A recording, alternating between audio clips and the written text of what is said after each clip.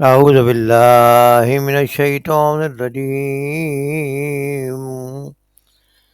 بسم الله الرحمن الرحيم.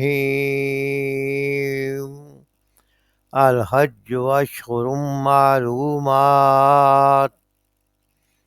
الحج حج اشہر مہینے معلومات مقرر ہے. الحج اشہر معلومات حج کے مہینے مقرر ہیں. فمن پس جس نے فرضہ لازم کر لیا فی ہن ان میں الحج. فمن فرضہ فی ہن الحج پس جس نے لازم کر لیا ان میں حج، یعنی حج کے مہینوں میں جس نے حج کا ارادہ کر لیا اور احرام باندھ لیا. احرام باندھنے کے بعد حج کو مکمل کرنا، جیسے کہ ہم نے پچھلی آیت میں پڑھا تھا، لازم ہو جاتا ہے. اور اس سے پچھلی آیت میں بتایا گیا تھا کہ حج کے سفر کو جاؤ تو اگر کوئی رکاوٹ پیش آ جائے تو کیا کرو، اور اگر پہنچ جاؤ تو پھر حج کو پورا کرو، مکمل کرو. تو بس حج کے مہینے جو ہے وہ اگر انہی دنوں میں حج ہو سکتا ہے، اور اس کے علاوہ باقی دنوں میں عمرہ ہوتا ہے. تو جس نے ان مہینوں میں حج کے وقت حج کا احرام باندھ لیا، وہ حج اس کو جو پورا کرنا ہے. لیکن کیسے کرنا ہے؟ اللہ تعالیٰ نے اس آیت میں پابندیاں بتائی ہیں کہ حج کے لیے کیا پابندیاں ہیں، کیا طریقہ کار، کیا اخلاقیات وہاں پہ ہوں گی. فلا رفث، وہ پہ پردہ نہ ہو، فحش بات نہ کرے، ولا فسوق، اور نہ گالی دے، ولا جدال، اور نہ جھگڑا کرے، فی الحج حج میں. حاجی جو ہے اس کے لیے بے پردہ ہونا، فحش کلامی یا پھر گالی گلوچ کرنا، گالیاں دینا، یا کسی بھی قسم کا لڑائی جھگڑا کرنا حج کے دوران وہ منع ہے. اس آیت میں اس چیز کو منع کر دیا گیا ہے کہ حاجی جو ہے وہ ان کاموں میں نہ پڑے، اپنی عبادات پہ توجہ کرے. وما، اور جو تفعلوا تم کرو گے، من خیر، نیکی سے، یا لمح اللہ، اللہ اسے جانتا ہے. اور جو بھی تم نیکی کرو گے یا نیکی کا کام کرو گے، اللہ اسے جانتا ہے. یعنی اپنی نیکیوں پہ توجہ کرے، بندہ ذکر اذکار پہ توجہ کرے، دعا میں لگا رہے، اور کوئی اور چھوٹی موٹی بات ہو تو لڑائی جھگڑا نہ کرے، گالی گلوچ نہ کرے، اور کوئی بےہودگی کے کام پہ پردہ وغیرہ نہ ہو. اور جتنی بھی نیکیاں کرو گے اللہ تعالیٰ اسے جانتا ہے، اللہ تعالیٰ کو اسے اس کا اجر ملے گا. وَتَزَوَّدُوا، اور تم زیادہ راہ لے لیا کرو. یہ زیادہ راہ جو ہے وہ لے لیا کرو، مسلمانوں کو حکم دیا جا رہا ہے. مشرقین بھی حج کرتے تھے، لیکن وہ حج اس طرح کرتے تھے کہ اپنے ساتھ کچھ نہیں لیتے تھے، فقیر بن کے وہاں جاتے تھے اور مانگ بن کے گزارا کرتے تھے، یا ضروریات جو ہے وہ ادھر ادھر سے پوری کرتے تھے.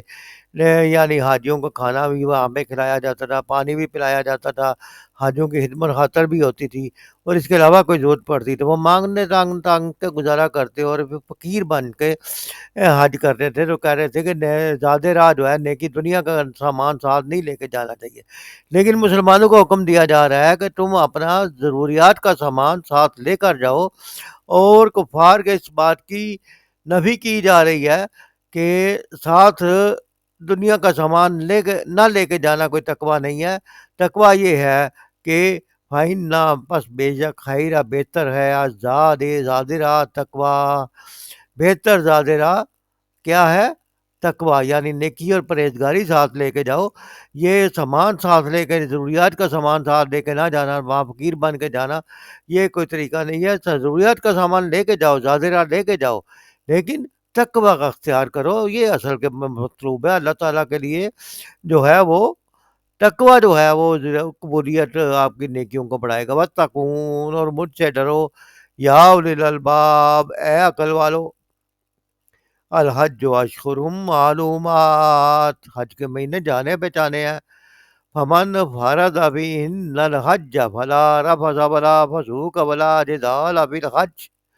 بس جو عزم کرے ان مہینوں میں حج کا تو جائز نہیں شہوت کی باتیں، اور نہ برے کام، اور نہ لڑائی جھگڑا حج میں. وما تفعلوا من خیر یعلمہ اللہ، اور جو تم کرو گے بھلائی کے کام جان لے گا اسے اللہ. وَتَزَوَّدُوا فَإِنَّ خَيْرَ الزَّادِ التَّقْوَىٰ، اور زادرہ ساتھ لے لیا کرو، بے شک بہترین زادرہ تو پرہیزگاری ہے. وَاتَّقُونِ یا اُولی الْأَلْبَاب، اور مجھ سے ڈرتے رہو اے عقل والو۔ سورۃ البقرہ کی آیت نمبر 197 کا ترجمہ پڑھا گیا ہے۔ مفہوم اس آیت کا یہ ہے کہ حج کے مہینے سب کو معلوم ہے۔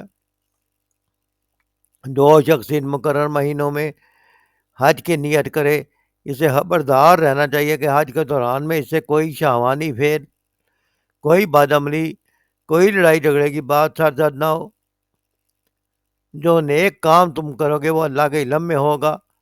سفر حج کے لیے زادرہ ساتھ لے جاؤ، اور سب سے بہتر زادرہ پرہیزگاری ہے۔ اے خوش مندو، میری نافرمانی سے پرہیز کرو۔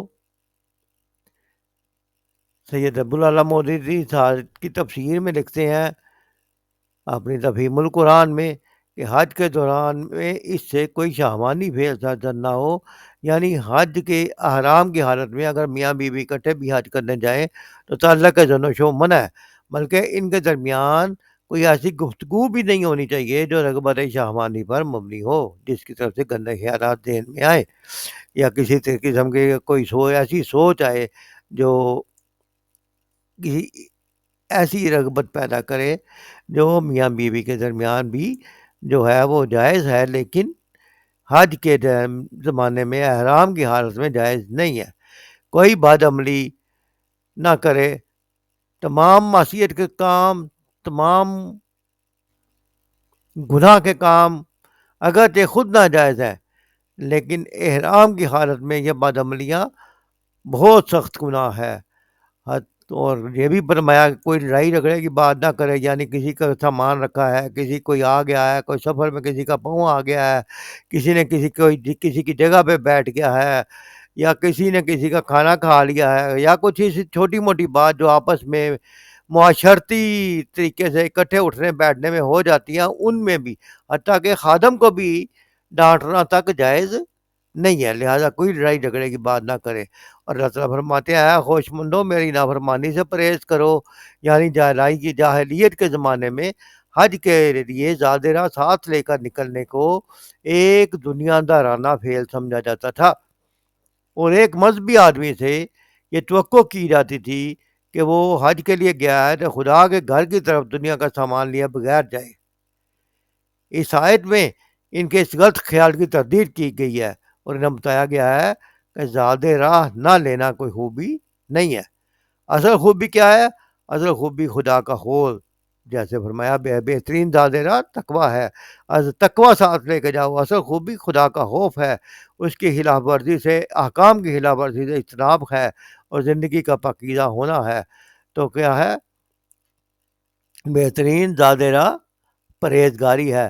پرہیزگاری میں یہ تینوں چیزیں آ جاتی ہیں کہ خدا کا خوف بھی ہو بندے میں، اللہ کے احکام کی خلاف ورزی سے اجتناب بھی کیا جائے، اور اس کی زندگی بھی پاکیزہ ہو جائے۔ جب حج سے بندہ حج کے لیے جاتا ہے تو ایسے پاک ہو جاتا ہے گناہوں سے جیسے آج ہی پیدا ہوا ہے۔ تو اس لیے یہ چیز جب بندے کی عادت بن جاتی ہے تو حج سے آنے کے بعد بھی یہ مشق جو ہے جو حج کے زمانے میں کروائی گئی ہے، ایک حاجی کو اپنی روزمرہ زندگی پہ لاگو کرنا چاہیے۔ اور دوسری بات جو فرمائی گئی کہ اخلاق کے اصول بتائے گئے ہیں کہ جو مسافر اپنے اخلاق درست نہیں رکھتا، خدا سے بے خوف ہو کر برے اعمال کرتا ہے، اگر وہ فقیروں جیسا لباس پہن کے بھی چلا جائے، دنیا کا سامان زادہ ساتھ نہ لے کے جائے، اور میں ظاہر میں فقیری کی نمائش کرتا ہے، تو اس کا کوئی فائدہ نہیں ہے۔